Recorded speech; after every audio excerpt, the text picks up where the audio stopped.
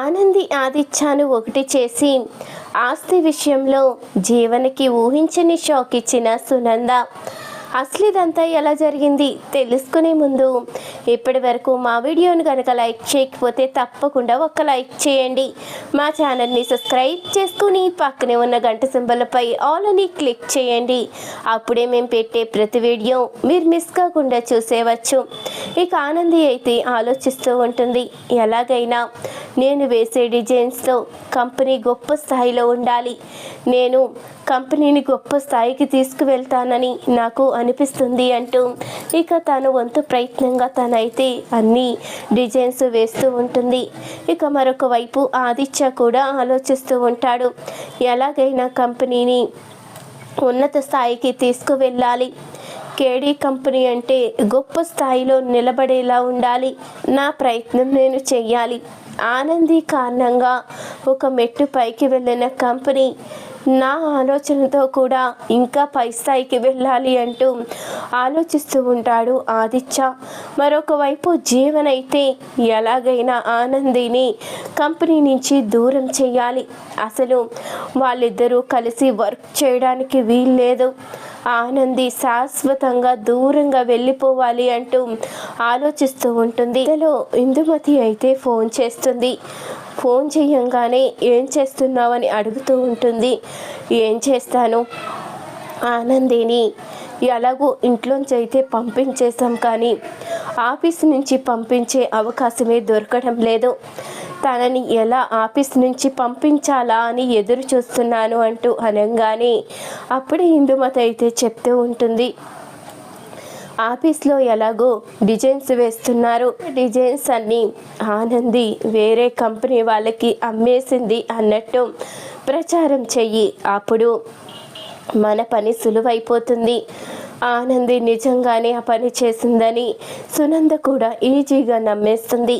ఇక ఆనందిని మెడపట్టుకు బయటికి గెంటడానికి సునంద ఒక్కరితి చాలు, ఎవ్వరూ కూడా ఆపలేరు. ఆనంది ఇక తలెత్తుకుని కూడా తిరగలేదు అంటూ అనగానే మంచి సలహా ఇచ్చావు, నేను ఖచ్చితంగా డిజైన్స్ అన్నీ వేరే కంపెనీ వాళ్ళకి ఇచ్చి ఇదంతా ఆనందియే చేసిందని మా అత్తగారిని నమ్మిస్తాను.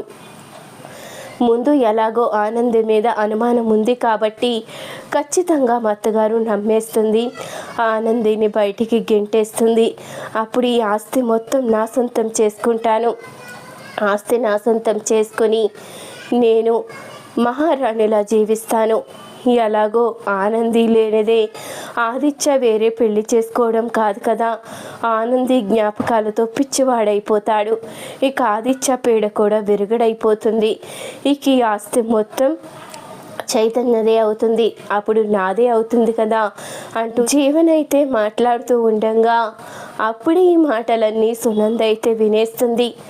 ఏంటి, ఆనందిని ఇంట్లోంచి పంపించడానికి ఇంత ప్లాన్ చేస్తుందా, అంటే ముందు నేను మోసపోయేలా చేసింది ఈ జీవన, నేను ఆనందిని అపార్థం చేసుకున్నానా, చాలా తప్పు చేశాను, నేను చేసిన తప్పు సరిదిద్దుకోవాలి, వెంటనే ఆనంది ఆదిత్యని ఒకటి చెయ్యాలి అంటూ సునంద అయితే నిర్ణయించుకుంటుంది.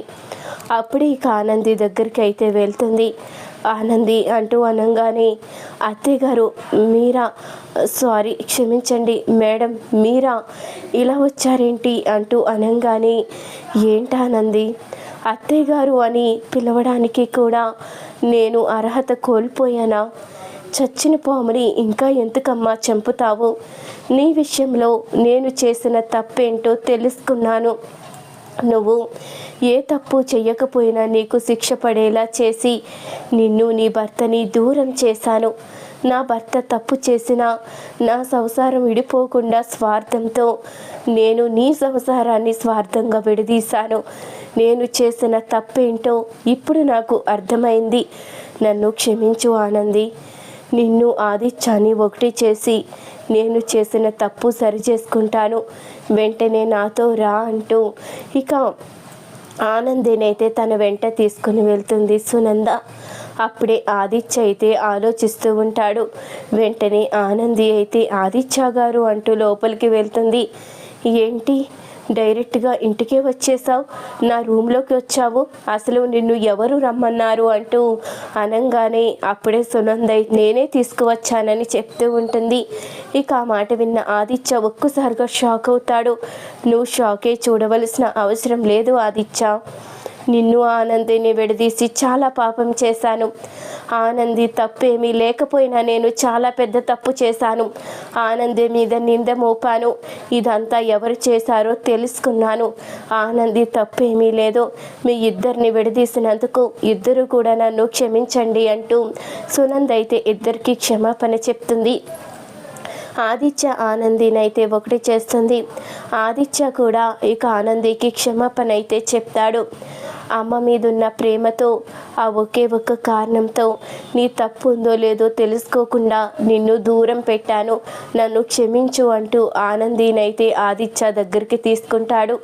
ఇంతలో ఇక సునంద అయితే బయటికి రాగానే, ఏంటత్తయ్య ఆనందిని ఇంటికి తీసుకొచ్చారు, ఏం జరిగింది అంటూ అనగానే, ఏం జరిగిందో, తప్పు ఎవరు చేశారో, ఎక్కడ జరిగిందో అంతా తెలుసుకున్నాను.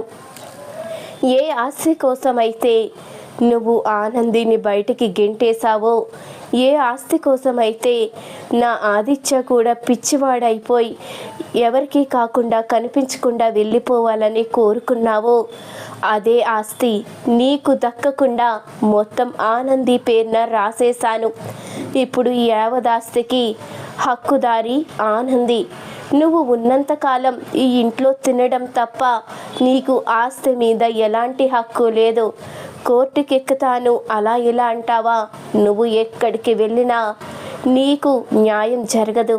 ఎందుకంటే ఈ ఆస్తి మొత్తం నా కష్టాజీతం, నా స్వాజీతం, నా ఇష్టపూర్వకంగా నేను ఎవరికి రాసుకున్నా చెల్లుతుంది.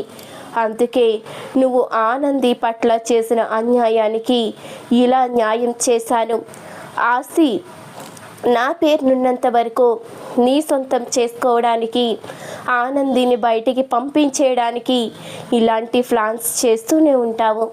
అదే ఆస్తి ఆనంది పేరునుంటే, ఆనంది గనుక ఇంట్లోంచి వెళ్ళిపోతే ఆస్తి మొత్తం ఆనంది సొంతం అవుతుంది. అప్పుడు ఈ ఇంట్లో ఉన్న మనం రోడ్డు పాలవుతాము. ఆ భయంతో అన్నా నువ్వు ఆనంది జోలికి వెళ్ళవు. ఆ కారణంతోనే ఆస్తి మొత్తం ఆనంది పేరున రాశాను. ఇక మీదట నువ్వు ఆనంది జోలికి వెళ్ళినా, ఆనంది ఆదిత్యాన్ని విడదీయాలని చూసినా, ఆనంది మీద లేనిపోని నిందలు వేయాలని చూసినా మర్యాదగా ఉండదు. ఇప్పుడు కూడా ఆనంది కోసమే నిన్ను క్షమించాను. తనకి తన జ్యోతమ్మ అంటే ప్రాణం. జ్యోతమ్మ కూతురు సంసారం లేకుండా రోడ్డు పాలవుతే జ్యోతమ్మ బాధపడితే ఆనంది కూడా బాధపడుతుంది. తనని బాధ పెట్టకూడదు అన్న ఒకే ఒక్క కారణంతో నిన్ను క్షమించి వదిలిపెడుతున్నాను. మళ్ళీ గనక తప్పు చేశావు అంటే ఆ దేవుడు కూడా నిన్ను నా నుంచి కాపాడలేడు అంటూ సునంద అయితే ఇక జీవనకి ఊహించని షాక్ అయితే ఇస్తుంది. ఈ వీడియో కనుక మీకు నచ్చినట్లయితే తప్పకుండా ఒక్క లైక్ చేయండి. మా ఛానల్ని సబ్స్క్రైబ్ చేసుకొని పక్కనే ఉన్న గంట సింబలపై ఆల్ అని క్లిక్ చేయండి. అప్పుడే మేము పెట్టే ప్రతి వీడియో మీరు మిస్ కాకుండా చూసేవచ్చు.